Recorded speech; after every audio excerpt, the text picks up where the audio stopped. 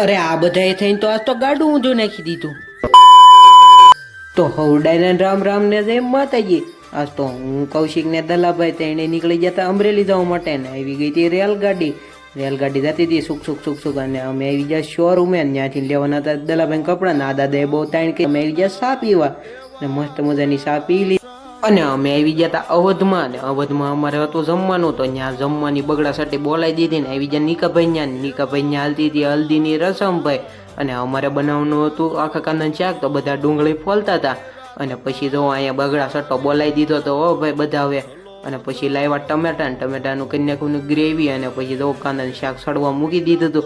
And પર અમારા કાળુભાઈ કાંક ઈશારા કરતા હતા ને પછી કે અમે તો ડુંગળીની ગ્રેવી કરવી છે ને મસ્ત મજાનું કાઉન્ટર.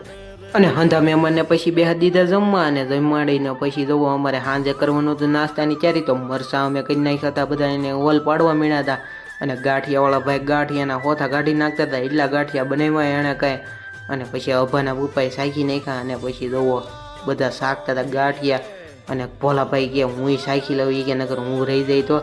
અને પછી તો હાંધા ગ્રામજનોને બેહા દીધા હો ભાઈ ગાંઠિયા નાસ્તો કરાવવા. અને ગાંઠિયા સા અમે દાબા બેસી ગયા હો ભાઈ પછી હાંધા મિત્રો આરે. અને પછી બધા મિત્રો આરે જમાવટ કરીને અમે ગાંઠિયા ખાઈ નાખ્યા એની પર અમારે કાળુભાઈને જોવો બધો ડાયરો ખાતા હતા ગાંઠિયા. પછી અમારે એક જગ્યાએ નાખવા જવાના હતા ગાડલા તો બધું ટ્રેક્ટરમાં ભરીને પછી અમે ઉપડ્યા હો ભાઈ આ બધા ગાડલા નાખતા હતા.